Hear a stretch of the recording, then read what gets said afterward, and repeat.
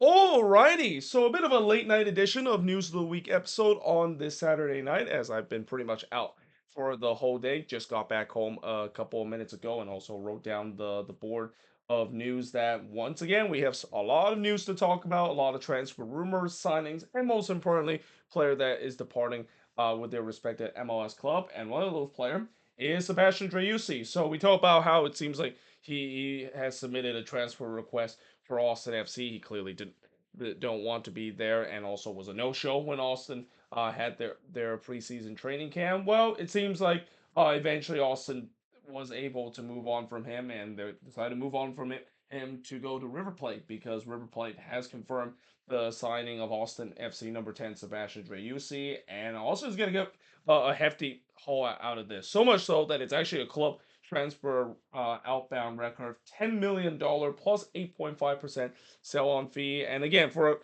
a guy that clearly doesn't want to be there and also submitted transfer request, that's actually really good for Austin to get that big of a haul. I mean, the other thing that is interesting is that they actually got more in terms of this haul compared to when they signed him in the first place. I remember when they signed him back in 2021 from Zenit St. Petersburg. I think it was like around $6.5 million that they paid for him. So yeah, again, getting more amount of that, that's always good to see. But especially for a guy that doesn't want to be there, that's even extra sure good things to see. And now we'll see whether or not if Austin can be smart enough to use that money to look for a DP level number 10. I mean, that's going to be something that they're going to be looking for the rest of the winter transfer window, looking to replace Sebastian Driussi. Now, another player that is also on his way out of their respective club is Sebastian Ferreira. So, the Houston Dynamo has officially announced the termination of Sebastian Ferreira contract, and this has been a long time coming. I mean, we knew this was going to potentially actually happen, where Seba Ferreira, you just kind of had a feeling the writing was on the wall. Even though when he came back from on loan, he clearly is not Ben Olsen's guy, and that it seems like Houston had no choice to terminate his contract. And that also knowing that with the new roster rule where you can buy out a contract as well, I think that kind of counts as one of it. And now it frees up a DP spot for this Dynamo team to have. I think that definitely frees up a lot of flexibility that this team will have in terms of making signings. Though one thing I will say about the Dynamo is the fact that once again, just like last winter transfer window, they've been a little bit quiet in the transfer window, and that kind of is a little bit frustrating if you're a Dynamo fan. Consider this team, they had a quiet winter transfer window like they did last year. It didn't really quite help them whatsoever, and for a team that really needs some improvement, especially they lose some really key guys this offseason as well. I mean, it's not just Sebastian Ferreira they lost guys like Coco Kariski and also Hector Herrera in the offseason as well. Something tells me they don't make some signing, this Dynamo team might be heading backwards and back to where they were a couple of years ago, which is a team that pretty much was considered one of the worst teams in the Western Conference. Now, the San Jose Earthquakes indeed has complete the transfer of Emi Ochoa to Cruz Azul. Apparently, it is the original report fee that the Quakes are going to receive, which is $3 million. And like I said before, I'm kind of disappointed the fact that the Quakes decided to move on from Emi Ochoa, especially with the way that I feel like he is going to get an opportunity now that the Quakes moved on to JT Marcinkowski. But again, the $3 million fee, I think that is good enough for the Quakes to let him go. And certainly, I wish Emi Ochoa the best now that he's going to be going to Cruz Azul. I'm not sure if he's going to get a lot of minutes there, but certainly for him to go back to his native country, and again, the Quakes also get a good amount of money considered of the homegrown that they develop. Now, Orlando City has acquired winger Nico Rodriguez from Fortaleza. Now, I already mentioned this move a bit, so I'm not going to mention too much about it again. Again, I feel like this is the Facu Torres replacement, and we'll see whether or not if he lives up to that potential. I mean, no pressure in terms of live up to the potential that Facu Torres left in this Orlando City side. And then the same I will say about Inter Miami in terms of making these last two signings. These two signings, it's been kind of reported, and it's all pretty much now officially completed with them signing Venezuelan midfielder Telesco Scavera, and they also signed defender Gonzalo John as well. And we'll see how they will implement in terms of this roster. I mentioned before with I think he's probably more of the Diego uh, Gomez kind of replacement, and then with them signing a defender in Gonzalo June, that is clearly a signing for them to really boost their defense, which is desperately needed this off season. I mean, that's pretty much the biggest weakness for this Inter Miami team last season, and let's see whether or not that will be fixed with them spending money to address that issue. Now, they also recently acquired goalkeeper Rocco Rios Novos, who actually did play in the friendly game against Club America. I did watch a little bit of the game between Inter Miami and Club America. I even saw the PK shootout, which, yeah, that was pretty painful to see that PK shootout. That was one of the worst PK shootout I have seen. I think Club America they missed three penalties to start off, and yet Inter Miami also missed a couple of penalty, and just overall, it was a tough PK to see, and it just kind of is a combination of players clearly still in preseason form, or the fact that they clearly didn't practice penalty before for that, and yeah, again, it was really tough to see. Though that being said, I think Rios Novos he had an okay debut doing his time with Inter Miami. Obviously, he's not going to be the starting goalkeeper for this team. He's going to be more of a backup to Drake Counter in terms of that spot. But there's no doubt that for him, even though he's not going to get some starting minutes, I mean he can't say no to play with Messi and friends. I mean he must be dreaming that and probably even growing up too. He must be dreaming of play hoping to play along with his idol Messi, and his dream definitely has come true now that he's joining Inter Miami. Now, speaking of goalkeeper, the LA Galaxy have also signed goalkeeper JT Marcinkowski off of free agency. So yeah, JT Marcinkowski looks like he gone to the David Bingham route of decided to go from the Quakes to the Galaxy. Now I will say this, unlike the Bingham situation, I can understand why JT Marcinkowski is looking to move on. I mean, for a guy that there was a lot of promise that he could be the future for the Quakes team in terms of the goalkeeping spot. Yeah, it didn't really quite worked out, and then not to mention injury kind of also ruined his development as well. They just had no choice. But eventually move on from him. Although ideally, I wish he didn't join the Galaxy and didn't go to the same route that David Bingham basically went. But all wish is the best for him to see how he's going to do. I mean, he's again just like what I said about Rios Novos. He's not going to be a regular starter for the Galaxy, knowing that spot is going to be belong to John McCarthy, but more likely he's going to be a backup. Especially, I wonder what happened to that McCovic guy for the Galaxy. I think they also move on from it in the off season, so that's why they decided to bring in Marcinkowski, being the backup to John McCarthy. Now, Nashville SC, they have officially signed Andy Nahar, so this is another signing that we kind of heard about for the past couple of days. I already mentioned how this is going to help Nashville. I mean, in many ways, this is kind of like the Shaq Moore replacement, and Andy Naha was pretty decent doing his time with DC United, and now that coming back to MLS, we'll see how he's going to do for this Nashville sign. And then St. Louis City, they have acquired Norwegian midfielder Conrad Wollman on loan from Slavic Prague. Now, I don't know too much about this player other than the fact that, I'm not surprised St. Louis decided to sign a Norwegian player. They have a lot of Scandinavian player. I think that's part of because of their sporting director does have connection to a lot of the Scandinavian player, and not to mention have connection to a German player as well. Because for a while, St. Louis was signing nothing but German players, especially from the Bundesliga. But at least for one bit, they kind of changed that up, and we'll see whether or not is he going to be a regular starter or maybe just use as depth piece for the St. Louis City side.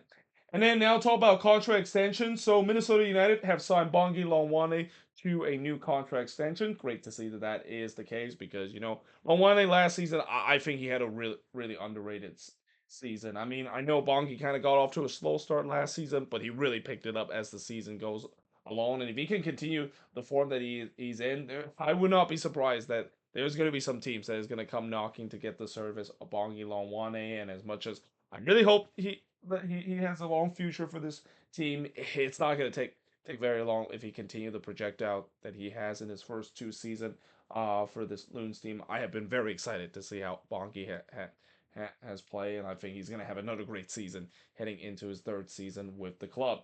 And then the Galaxy have also signed Maya Yoshida to a contract extension. Now, this is not a big surprise considering, he is the veteran president. I think he's also the captain for this Galaxy side. Now, there was hint that maybe they were going to let him go, but they decided to sign him to a new contract extension. In fact, it's a 2-year contract extension as well. And again, makes sense considering he provides a good veteran present at the back for this Galaxy side.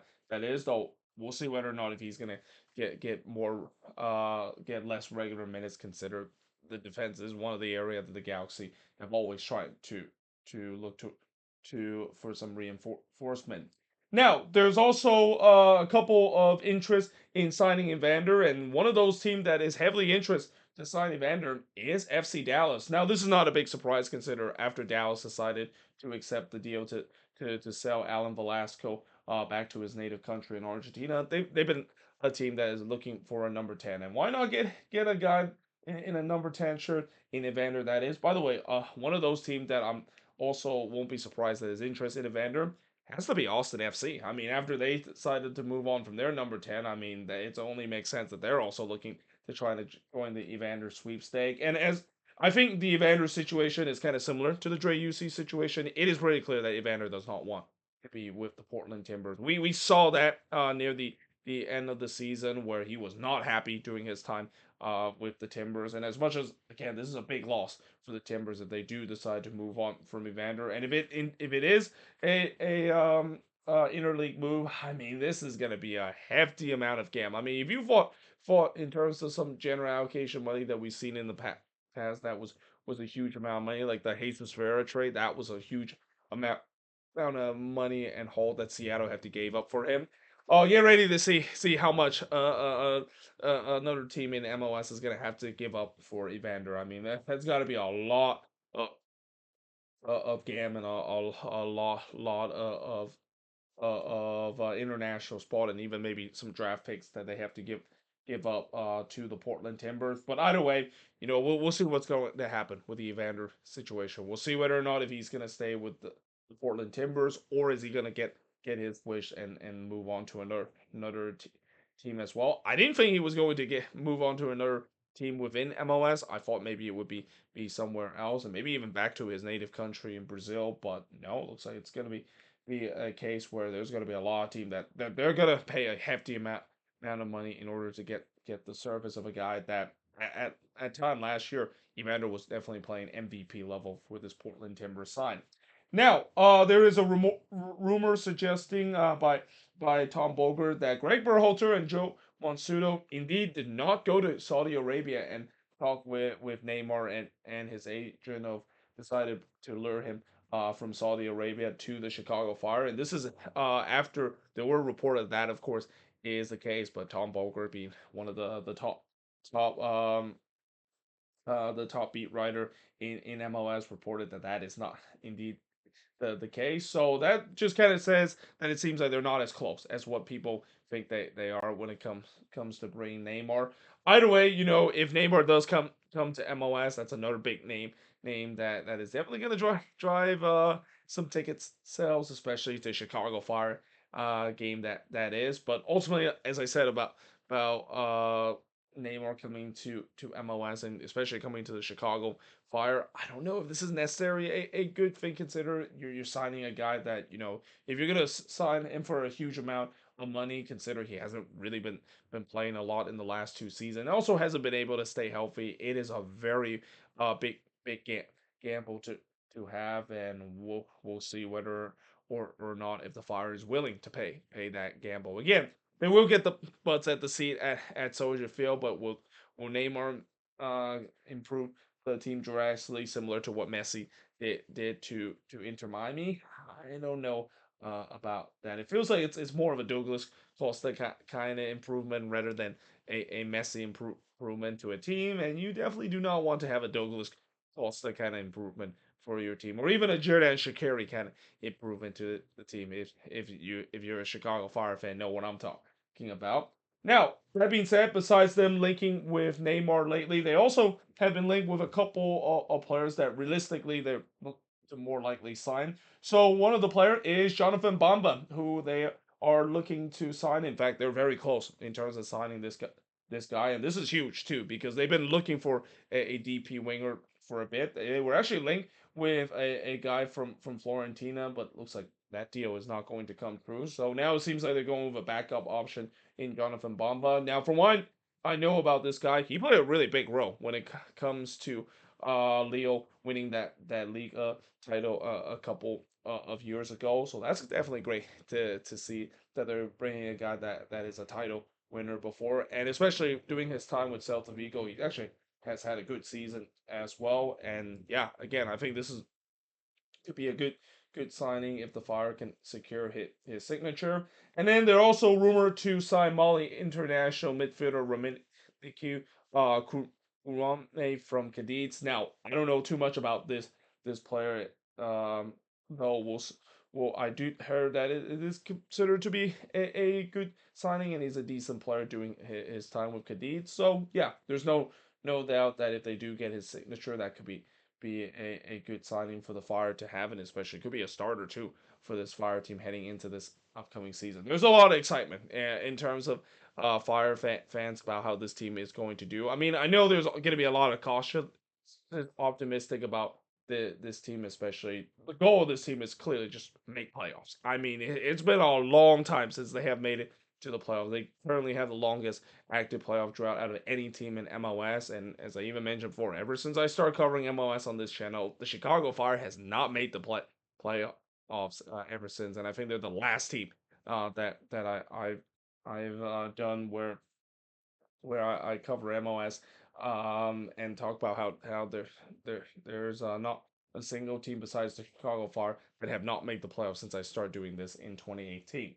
Now, San Diego, so they're looking to sign Raul Diaz off of free agency. They're also looking to sign winger on. There's a Dryer from Anderlecht. Now, in case you didn't watch my season preview about San Diego FC, which I recommend you want to watch that video because again, I talk about the roster that San Diego has, and I also kind of give a good kind of insight in terms of what San Diego could look like heading into this season. But yeah, I've already mentioned both of these guys that could potentially come to San Diego. For Raul Diaz, it's kind of interesting because obviously he's not going to be the same Raul Diaz that what we saw a couple of years ago doing his prime with Seattle, but he still could be a good present. Maybe could be a guy that is right there near the 10 goal mark. Though again, if that's kind of the number 9 that San Diego is going to trying to roll out, that's a little bit underwhelming. But what is not underwhelming is them potentially signing Anders Dreyer. He's a guy that I mentioned has been doing very well with Anderlecht, and most likely could be the second DP that San Diego could sign, especially the transfer fee that was reported. I think it was around like $5.5 million. It will qualify him as being a designated player. And then Minnesota United is also close to exercise the buyout of Timu Puki, and this is big too for this Loons team because they're pretty much have all 3 of their DP spot occupied. But with Timo Pukki being exercised the buyout, then they can potentially use that DP to sign a DP number 6. I mean, we talk about throughout this off season, or at least I've been talking about how I want this team to get a DP 6. That's the big goal that they need heading into this upcoming season. But the reason why they haven't been able to do so is that they still have not been able to get rid of one of their player that is currently on a DP contract, and that player I thought is probably not going to be there for this upcoming season. Has to be Timu Puki, but they're very close in terms of exercising this buyout. And once they do exercise that buyout, not only it gives them a DP spot to open, but I assure that's when the team is going to be very aggressive, looking for that DP6 to fix the issue that they had last season.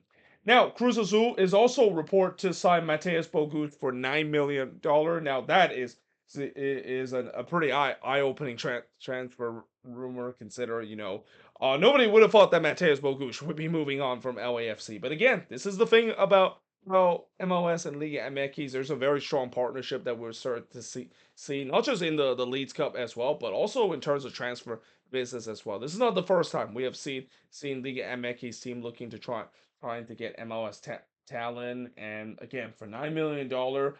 I feel like LAFC probably could have got a little bit more for Mateusz Bogusz as well, especially the season that he has. But I would not be surprised if they decided to accept that deal, especially with the way that it seems like they already have some reinforcement on the way that as well. And as much as losing Mateusz Bogusz, that is going to be a big loss because besides Denis Bouanga, he was one of the most lethal goal scorer of this team, and that's going to be dearly missed heading into this upcoming season. But again, for $9 million, and consider they only bought him for like $1 million a couple of years back. That is a huge net gain that they're going to get. But again, the hesitation is the fact that they're going to lose a good amount of player. And I always say that there's got to be always hesitation for these MLS Cup decide to sell their best player to Liga MX. I mean, yes, these Liga MX team is going to have like a big amount of money to lure these good young player out of MLS away, but just also think about what's gonna happen in the Leeds Cup, and it also kind of doesn't help the fact that if MLS is gonna try to catch up to Liga MX, I don't think it's the best idea to keep feeding them some of the star player from MLS and keep feeding them to Liga MX in the near future.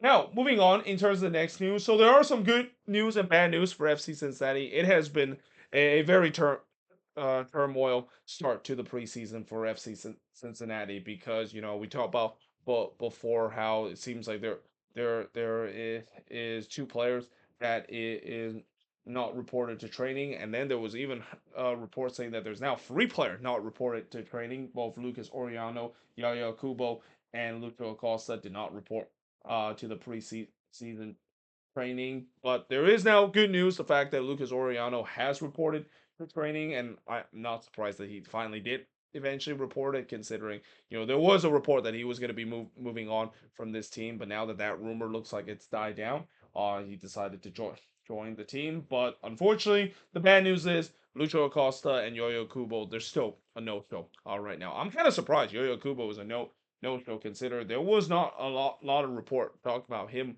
want to force his way out of FC Cincinnati, or even some transfer report that he's going to go to another club. But with Lucho Acosta, this is not a big surprising one because again, as I said in the last news of the week episode, between him and Sebastian Driussi, they clearly doesn't want to be with their club. They already submit kind of a transfer request and want to move on from another team. And again, for Cincinnati, this is a tough decision to make because Lucho Acosta is the heartbeat of this team. I think this is going to be more difficult decision for Cincinnati to move on from Lucho Acosta compared to Austin FC moving on from Driussi, because I can understand why Austin decided to do so. Consider Driussi didn't had a great season last year, and part of the reason when he did come back healthy and still didn't live up to the near MVP form that he had recently. It is because he clearly didn't want to be there anymore, not putting the effort.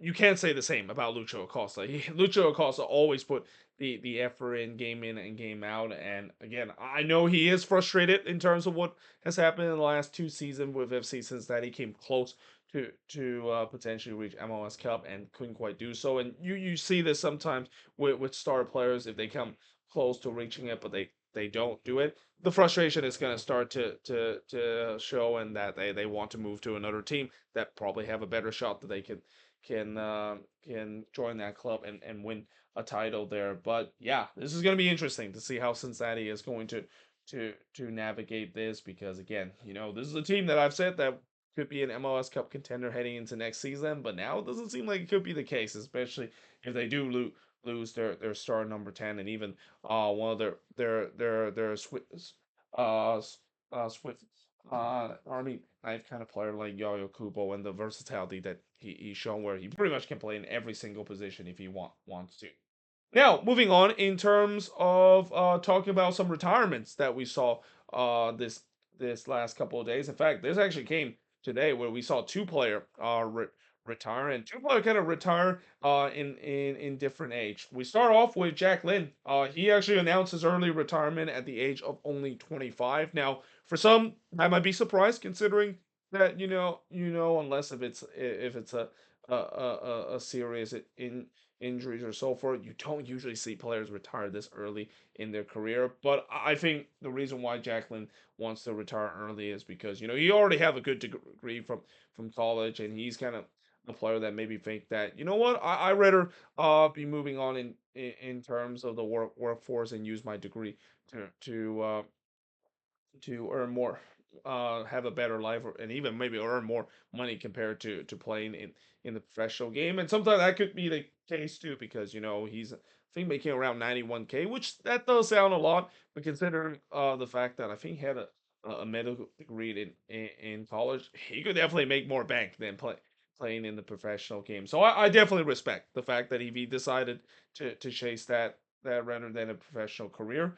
that should be that's his decision, and I would respect his decision. I mean, he could have easily continued to play in some of the lower league and make more salary, but if he thinks that that might not be for him, and he wants to just move into his workforce, use his degrees as a way to make more money, I completely respect that. Now, a player that's been around for the league but finally announced his retirement is just a Miram. And again, he's another kind of a player that it's almost feel like I can't believe he's still playing with the way that he's been almost feel like he's been around the league forever. But he did eventually announce his retirement today after a 17-year playing career, which it felt like 20 or 30 years with the way that he was in the league. I mean, I can't believe when Charlotte got him. That I can't believe he's still playing. Consider there, it feels like almost a decade or two ago that he was playing for the Columbus Crew in the MLS Cup back in 2015. But what a career Justin Meram has had. There's no doubt that I'm going to try to do a career video. I mean, I said that I want to do career video of some of these players that recently retired, but I just haven't been able to have the time to do so. So we'll see whether or not if I do have the time to do so. I still need to make a career video of Dax McCarty to consider. I think Dax McCarty absolutely deserve a career video on my channel after the accomplishment has done and considered one of the best number six we have ever seen in this league. And Justin Miram is definitely not that far behind as well. And then finally, the last news I want to talk about is Eric Valentine. So normally I don't mention in terms of former player joining a podcast, but I want to mention this mainly because I do listen to this podcast called the Sound of the Loons podcast. That's the official podcast for Minnesota United, and of course, as a Loons fan, I definitely want to listen to podcasts and even extra time radio to get some news and some insight in terms of what's going on or around the league. And the Sound of the Loons podcast is the one that I always get the insight watching my team, Minnesota United. And it's great to see that Eric Valentine is now going to be the new host. I have heard about him being as the color commentary in terms of the radio broadcast for Minnesota games, and from what I heard from people, he has brought some really good insight. And I also won't be surprised with the insight that he bring in.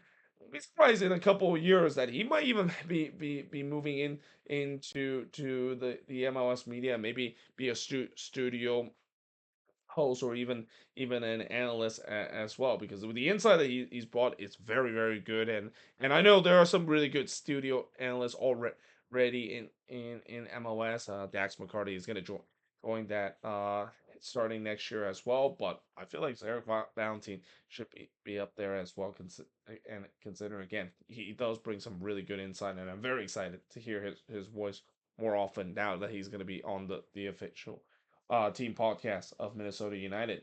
But there you have it. That is pretty much it in terms of this News of the Week episode. As always, let me know in the comments below what do you think of these news. And I'm pretty sure I did miss some news from these past couple of days, as it is the case when there's just so many news that has happened. I'm not obviously going to go over every single news that is going to happen, but in case if there's any important news that I missed, let me know in the comments below as always. But until then, hope you guys enjoyed this video. If you do, make sure you like, smash the subscribe button, and yeah, I of course will see you guys next time.